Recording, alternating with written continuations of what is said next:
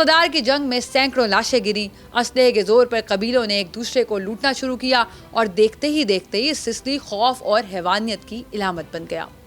جیسے ہی اٹلی نے قبضے کا منصوبہ بنایا تو سسلی کے تمام قبیلے اٹلی کے خلاف اکٹھے ہو گئے۔ چنانچہ اٹلی نے حملے کا منصوبہ ختم کر دیا اور سسلی کے قبیلوں کے ساتھ مذاکرات شروع کر دیے۔ مذاکرات کامیاب ہوئے اور 1861 میں سسلی متحدہ اٹلی کا صوبہ بن گیا۔ بعد ازاں ان قبیلوں کو سسلین مافیا کہا جانے لگا۔ سسلی کے اٹلی کا حصہ بننے تک یہ مافیا اتنا مضبوط بن چکا تھا کہ اس وقت کی حکومت نے ان سے مدد لی۔ یہ سسلین مافیا لوگوں کو پسندیدہ امیدواروں کے لیے ووٹ دینے پر بھی مجبور کرتا تھا، حتیٰ کہ اپنی زمینوں کی حفاظت جیسے کئی معاملات میں کیتھولک چرچ بھی انہیں استعمال کرتا تھا۔ حکومت نے سسلی کو مافیا کے بغیر چلانے کی کوشش کی، لیکن ہر طرف بے چینی، لوٹ مار اور سسلین عوام کے مافیا پر اعتماد نے حکومت کو ناکام کر دیا۔ لہٰذا رومن عہدیداروں نے سسلی کو چلانے کے لیے سسلین مافیا سے باضابطہ مدد مانگ لی۔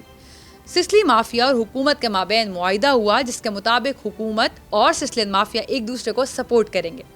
حکومت کا خیال تھا کہ یہ معاہدہ عارضی ہوگا اور حکومت کے پاؤں مضبوط ہوتے ہی مافیا سے جان چھڑا لی جائے گی، مگر حکومت کے سارے اندازے غلط ثابت ہوئے۔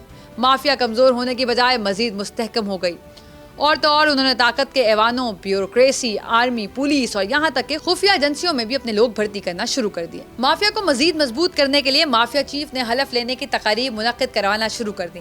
اس تقریب میں ہر نئے آنے والے مافیا ممبر سے حلف لیا جاتا تھا۔ اس حلف نامے کو امرٹا کہا جاتا تھا۔ امرٹا خاموشی اور راز کی ایک کتاب تھی جو مافیا ارکان کو اپنے چیف کا حکم نہ ماننے سے روکتی تھی، اور اومٹ 224 کے خلاف جاننے والوں کی سزا موت تھی۔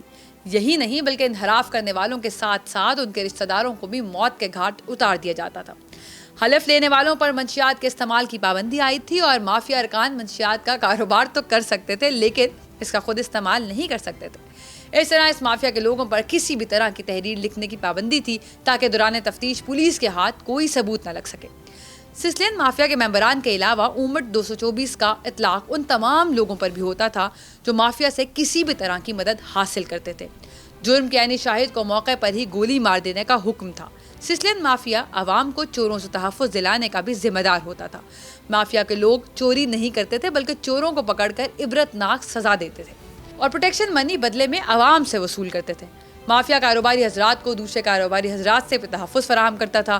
مافیا پروٹیکشن منی نہ دینے والے امیر کاروباری افراد کی جائیداد پر قبضہ کر لیتا تھا اور اپنے مقصد کے حصول کے لیے کلاشنکوف، بم، راکٹ لانچر اور بندوقوں کا سرے عام استعمال کرتے تھے۔ اٹلی کے فاشسٹ حکمران مسولینی کے دور تک سسلی جزیرے میں سسلین مافیا 1920 تک کام کرتا رہا۔